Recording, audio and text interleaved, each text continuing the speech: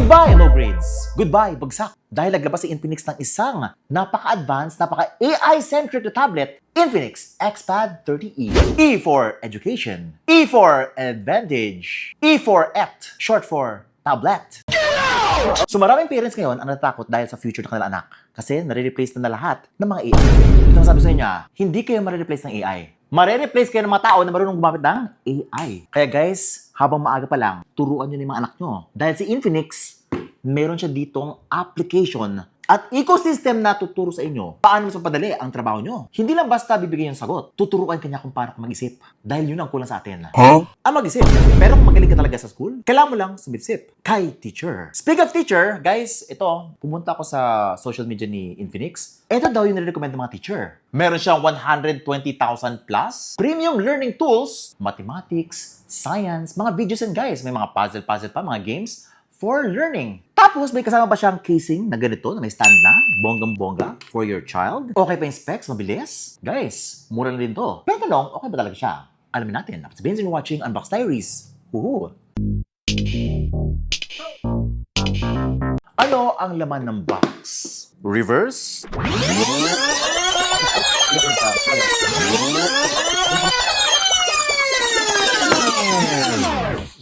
Oh!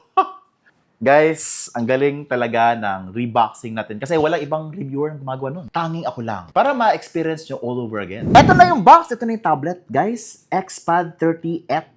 Short for tablet. Nakalagay exclusive and free edu resources. Hindi mo na kailangan magbayad ng extra pa. Kasama na yun sa 8K niya. May 4G SIM card pa siya. Comes with your AI tutor. 11-inch Full HD Plus display. Ang laki pala nito. Meron pa siya multi-device collaboration support. Tapos high resolution pa 1920 by 1200. Powered by Android 15. At meron ka pang micro SD card slot for extra storage. Pinamababa is 4128. Salamat Lord. Kung lahat na ng mga tablet ngayon, mga cellphone nagmamahalan, si Infinix, mura pa rin. Okay, buksan na natin. Ito na ang tablet. Ayun po yung tsura niya. Kasama na yung casing with the stand. Inside the box. Libre na yan para sa inyo. Meron pa siyang 10-watt charger. At meron pa siyang Type-C cable. At meron pa siyang SIM ejector pin. At XPad 30E user manual. At warranty card. At yun na yung laman. Ito na ang tablet. So ito na yung madumi. Siyempre, blue din yung punas. Ay, basahan. So this is the tablet in all of its glory. Color blue siya. Yes, ang color po natin dito is color blue, deep blue. Pati yung casing, color blue. Meron siya ibang colors. Meron pa siyang forest green at meron pa siyang dreamy purple. Guys, pang baby kasi ang kanyang case. Kung ayaw nyo yun, pwede mo naman siyang gamitin ng ito. Mukha siyang social na tablet na may faux locks. Meron siyang isang camera sa likod. Ayan. Ay, grabe. Ang ganda ng design. Ang gaan pa niya. Even though 11-inch siya. Ayun yung logo sa likod. Infinix. Meron siyang dalawang speaker dito. Power button. Meron pa siyang volume rocker. Ay, hindi alam nila yun. Bakit volume rocker? So ito yung volume, di ba? Pipinitin mo yan. Ayan, parang ganyan.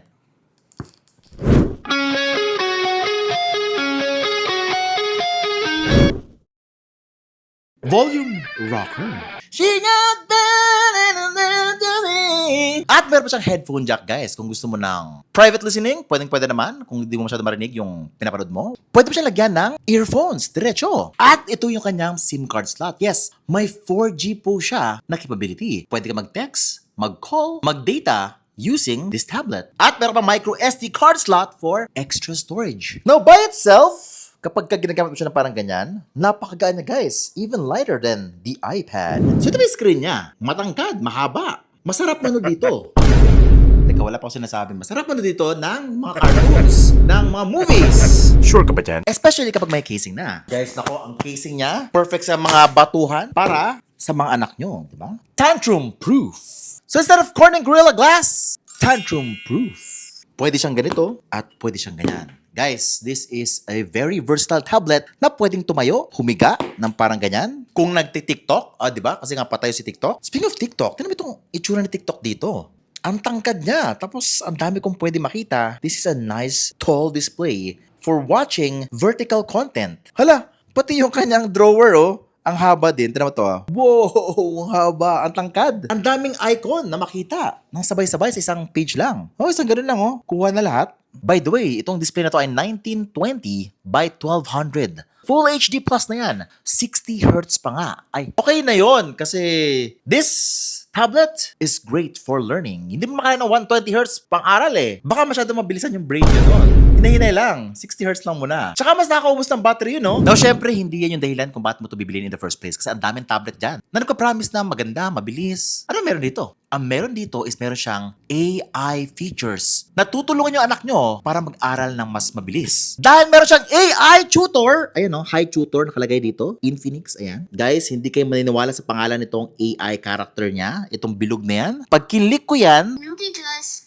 ready for your lesson? narinig yun? Ang pangalan niya si Bobo! Nope, hindi po siya Ay, teka, bakit ako sinensor? Kaya na sinabi ko naman yung pagkakasabi. Dapat Bobo. Pero si Bobo, smart siya. Guys, ito po ay AI within the Hi Tutor app. And here, nagtanong ako sa kanya, 5 plus 5. Hindi niya binigay sagot sa akin. Nainis ako kasi gusto ko agad yung answer. Ganun naman talaga, di ba? Pero kasi guys, hindi dapat ganun. Kasi ang problema sa mga kabataan ngayon, sobrang nagre-rely na sa technology. Binibigyan nila yung answer. So, tayo, yung mga anak natin, hindi sila nag-iisip na. Puro copy-paste na lang, search na lang. Well, at least gumagala sila pag-search. Pero sa pag-isip ng sarili nila, doon tayo magkakaproblema. Which is why maraming mga kabataan ngayon ay nagkakaproblema na sa comprehension.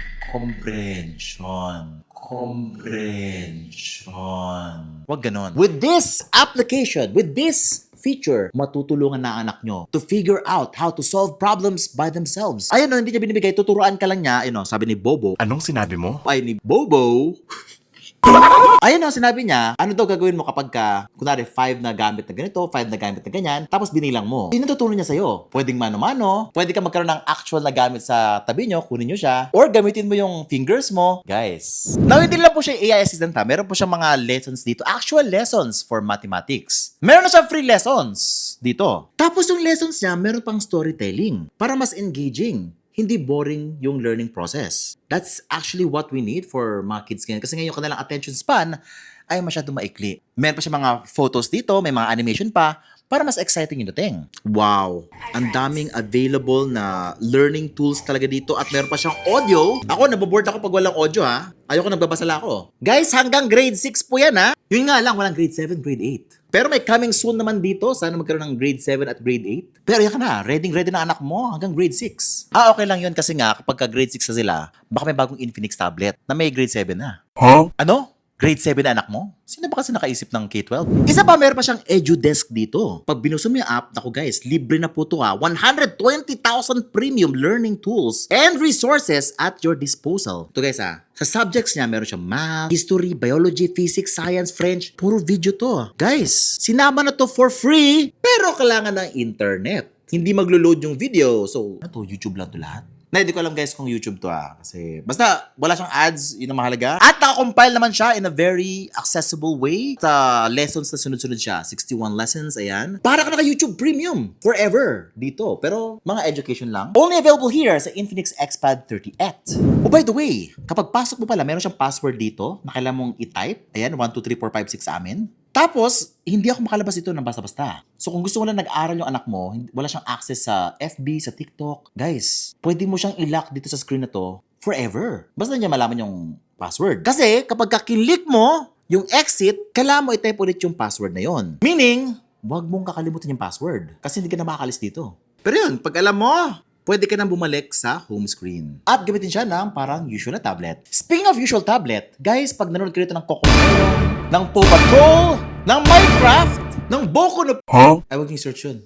Last mo na yun Guys, mag-e-enjoy na sobra ang mga anak nyo. Pero kung kayong gamit, mag-enjoy rin dito. Kasi nga malaking display niya, malinaw, okay naman. Ang pinakagusto ko dito is yung kanyang aspect ratio kasi nga sobrang rectangular niya, sobrang perfect for watching YouTube content. Okay din siya kasi nga wala siya masyadong black bars, guys. Yung kanyang shape ay perfect na perfect talaga sa pagnood ng content. Kahit pagbukas na ng mga Excel files, mga spreadsheet, okay din pala, guys. Grabe. Ang daming pwede magawa nitong tablet to. Tapos, kaya pa niya mag-split screen. Pwede ka mag-open ng apps ng sabay-sabay. Pero hindi siya as smooth as yung mga mas mahal na tablet Pero kung ganito mura, ganito yung mga features na makuha mo, parang sulit na. Paldo ko na rito. Pero Vince, okay ba yung pag-gaming? Kasi kailangan ko ng mabilis, responsive na gaming tablet ngayon. Well, ito na. Kung yun ang mahahalap mo, ito na.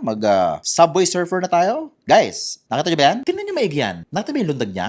Nakakapaglundag siya na maayos. Oh, Okay naman. Guys, pasado sa akin. Subway Surfer. Pwede na siya sa Zombie Tsunami! Okay din yung lundag. Wala akong masabi guys. Ang smooth na lundag. Candy Crush! Ayun, nagko-combo naman na maayos. Yung nga lang guys sa ML, medyo saktuhan lang po yung kaya niyang gawin. Ito ba yung settings na available para sa kanya? Na kung gagamitin mo siya as Mobile Legends na panglaro, very playable naman siya, pero not very smooth. Pero nakapag-enjoy naman ako. Don't expect too much lang. Ayun. Call of Duty? Yes, pwede na maglaro dito. Walang problema. Ito yung mga settings available sa kanya. I think pag-enjoy ka kasi malaki yung kanyang screen. Mas immersive. Oh, by the way, dalawa lang yung speaker, so sakto din yung sounds ng kanyang speaker. I highly suggest lagyan mo siya ng headphones or earphones. Engine impact, wag na. Tama na. Huwag mo nang isipin na lagyan pa. Dahil hindi niya kaya yan. Guys, sa kanya ang Tutu benchmark ay 359,000 points. Hindi nyo alam yun, no? Huwag yun na alamin. Seryoso, marami ng tao hindi nakalam sa Antutu benchmark. Ano ba yan? Mga points na yan. Ang mahalaga nito ka at alam mo ang binibili mo. Pang education, pang watching movies, pang multitasking. Oh, by the way, kulang pa pala yung sinabi ko sa AI. Guys, meron pa siyang AI dito na button. Pag hinold mo for 0.5 seconds, lalabas po si Folax. Ayan, yung kanyang AI assistant. Pwede ka na magsalita-salita dito at magtanong ng kahit ano sa kanya kung hindi mo alam yung sagot. Or kung gusto mo siya kausapin, pwede naman. Kung ayaw mo si Folax, meron naman Dola na mas maganda yung boses. Hey, great to see you. How are you doing today? Got anything cool you've been up to, or are you just popping in to chat? Mas energetic. And guys, may naka-install na WPS Office dito. So kung gamit mo siya for work, naka-download na siya agad dito. May FM radio din. Akala mo na headphones pala dito Gusto mo ng radio? Nice, kung wala kang internet, nasa probinsya ka, may radyo guys. At meron pa siya ditong scan to document. Guys, kapag meron kang assignment na kinokopyahan, na madalas, na matalino, ito na. Siyempre, kung marami masyadong pages yan, mahirap naman kung isang picture yan. Pwede mo siyang gawing PDF na sabay-sabay na yan sa isang document na lang. Click mo na scan to doc. Ayan, picturean mo lahat yan, yung mga photos ng mga assignment ng classmate mo. Ito na. Meron din siyang AI image generator kung gusto niyo yun. Sobrang advanced. So, major advantage pala itong tablet na to is meron siyang mga extra apps na hindi mo madadownload sa iba. Marami siyang mga free lessons dito na malaking tulong sa mga anak nyo. More parental control than the usual tablet. Mas safe siya, mas guided. Ganun dapat. Hindi mo naman kailangan ng OA na tablet ngayon. Simply investing on a tablet like this can really do wonders for your child. For his future. Or her future. Ano yan si XPad 30Et? Et for tablet. Magkano si XPad 30Et? Eto na, 4128, 8,999 pesos. At meron siya 8256, 10,999 pesos. Available sa Shopee, TikTok Shop, Lazada, and even sa Infinix website. For students, the true education tablet. Guys, meron siya mga freebies. Syempre, kasama na yung protective case, keyboard, meron ka bang view subscription, meron ka bang summer coding bootcamp subscription. Oh, ayun na, may summer coding program subscription ba siya? Just in case gusto mo matuto mag-coding. Now, para sa akin, worth it po siya sa mga estudyante na gustong mag-enhance na kanilang learning, educational process. Okay din siya for research, for light gaming, for browsing. Pero don't expect too much sa kanya. Kung gusto mo ng more features, mas mabilis, mas may capability, syempre, kailangan gumastos ng extra doon. But for most people, okay na po si XPad 30Et. That's why, don't forget to subscribe, hit the bell icon, so that you don't miss any of my great content. Ako si Vince, and you're watching Unbox Diaries. Woohoo!